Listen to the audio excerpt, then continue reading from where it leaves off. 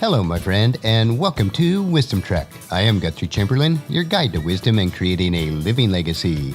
Thank you for joining us for our 5-day-per-week wisdom and legacy building podcast. Today is day 521 of our trek, and it is Wisdom Wednesday. Every Wednesday along life's trail, we will dig for the nuggets of wisdom that are found in the book of Proverbs. Today, we'll explore the second half of chapter 27. We are recording from our studios at the Big House in Marietta, Ohio. This past weekend was our delayed Chamberlain Christmas celebration with our 5 kids, their spouses, and 6 grandkids. We had a blessed time sharing life and a few gifts.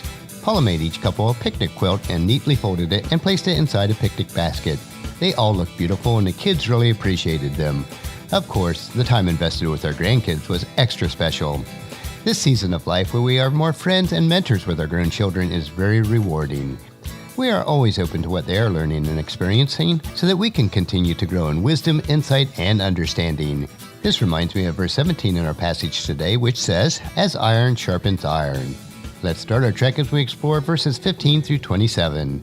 And these are more Proverbs from Solomon that were copied out by King Hezekiah.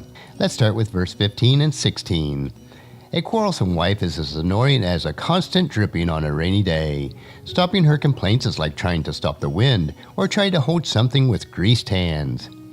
It is difficult being around a person who enjoys arguing and complaining. This is especially true in a marriage situation where you cannot just walk away or avoid your spouse. If you have a spouse who is prone to complaining and arguing, gently over time encourage them to change their attitude for the benefit and preservation of your marriage. While you can encourage them to change, it must be their decision, since it is impossible for us to change someone else. If you attempt to change them, it will be like the constant dripping or holding something with greased hands. No matter how much you try, the results will not be effective. One note of caution though, check yourself and make sure that you are not the person who argues and complains. Verse 17, "As iron sharpens iron, so a friend sharpens a friend." To sharpen a knife or axe, many times the tools used to sharpen the other tool is made of the same material. In the same way, the best way to grow and improve is to be part of a peer group or mastermind, where it is the intent to help each other to grow, improve, and mature. This does require loving honesty with each other for your mutual benefit.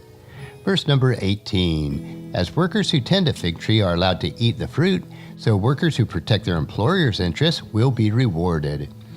A farmer who grows and takes care of the crop is rewarded by being able to consume part of what is grown. In the same manner, a good worker should be rewarded for helping a business to be more profitable.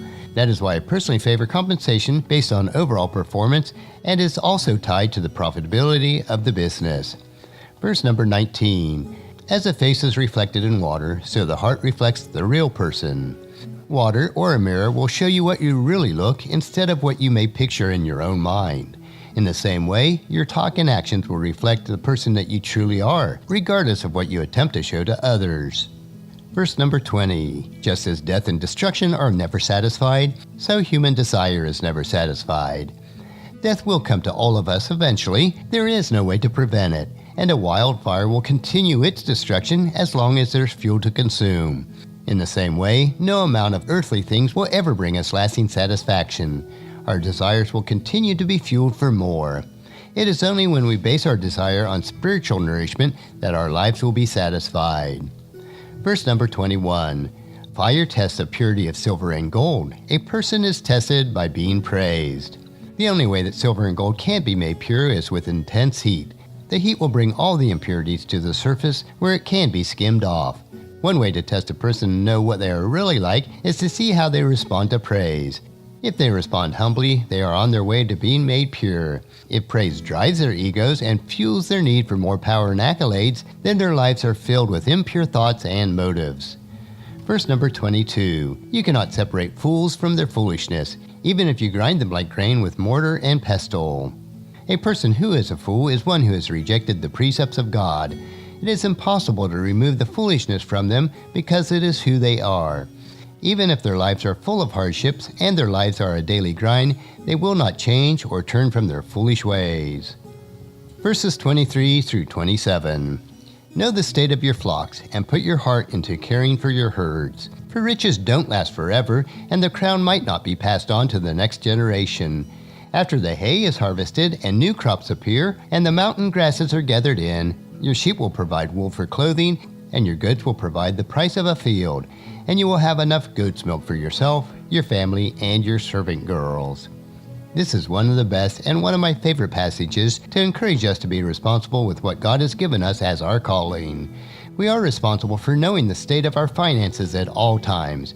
We need to plan and be prepared for the inevitable downturns in life and in our businesses.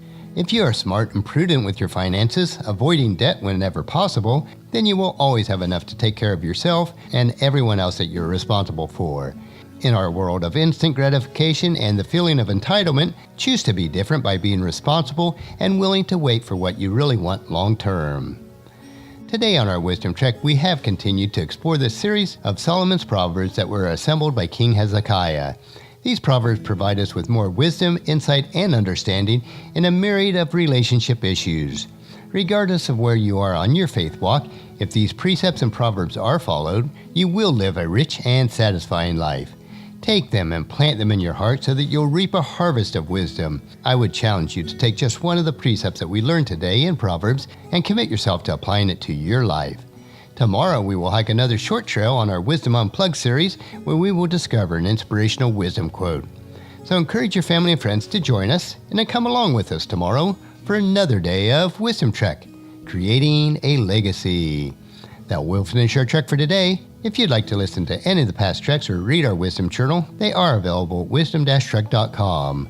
And thank you so much for allowing me to be your guide, your mentor, but most importantly, I am your friend, as I serve you through the Wisdom Trek podcast and journal each day.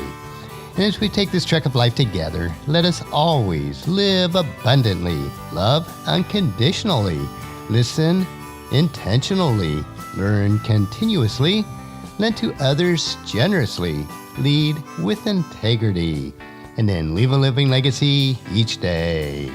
I am Guthrie Chamberlain, reminding you to keep moving forward, enjoy your journey, and then create a great day every day. See you tomorrow.